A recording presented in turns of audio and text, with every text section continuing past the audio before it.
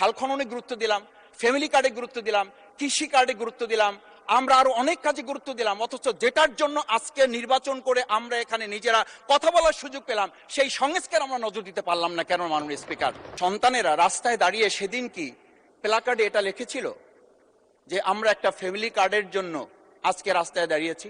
সময়ের মধ্যে 7 মিনিটের মধ্যে অনুগ্রহ করে শেষ করবেন। মাননীয় স্পিকার, আপনাকে ধন্যবাদ। একটা গল্প দিয়ে একটু শুরু করতে চাই মাননীয় স্পিকার। ছোট্ট গল্পটি হচ্ছে, রাজা তার উজিরকে বলে দিয়েছিল সকাল থেকে এটা কাজ করবা, এই কাজগুলো করবা। উজির বলেছিল যে আমাকে যে কাজগুলো বলেন কোনটা কখন গুরুত্বপূর্ণ কোনটা ছুটে যায় তার চেয়ে আপনি আমাকে একটা তালিকা করে দিলে ভালো হয়। একটা তালিকাও করে দিয়েছিল।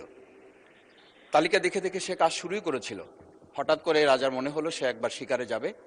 ঘোড়ার পেটে উঠে যখন রেকাবে পা ঢুকিয়েছে, রেকাবে পা ঢুকালে পা আটকে গিয়েছিল।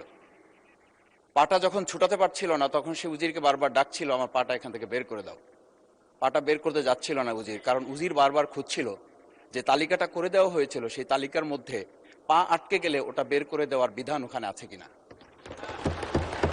শেষ পর্যন্ত রাজার পা আর ওখান থেকে বের করা যায় নাই এবং রাজাকে মুক্ত করা সম্ভব হয় নাই বলে আমরা গল্পে জেনেছি। ঠিক আমার কাছে আজকে সংসদ এরকম একটা গল্পের মতো মনে হয়।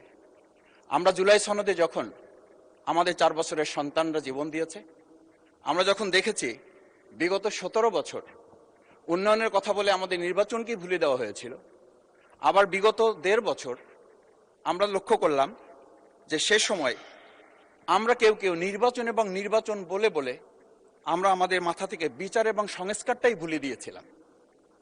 আবার এখন এসে আমরা দেখলাম যে আমাদের নখের কালি শুকাতে না শুকাতেই উন্নয়নের কথা বলে আমরা আবার জুলাই সনদটাকেই ভুলে দিতে বসেছি। আমি খুবই বিব্রত হই যে আমাদের সন্তানেরা রাস্তায় দাঁড়িয়ে সেদিন কি প্ল্যাকার্ডে এটা লিখেছিল যে আমরা একটা ফ্যামিলি কার্ডের জন্য আজকে রাস্তায় দাঁড়িয়েছি। সেদিন তারা দাঁড়িয়েছিল, মাননীয় স্পিকার, সেদিন তারা দাঁড়িয়েছিল, লেখা ছিল রাস্তাগুলোতে আমাদের সন্তানেরা বুকে গুলিবিদ্ধ হয়ে পা হারিয়ে চোখ হারিয়ে দাঁড়িয়ে রাস্তা ব্যারিকেড দিয়ে লেখা ছিল রাস্তা সংস্কারের কাজ না, রাষ্ট্র সংস্কারের কাজ চলছে।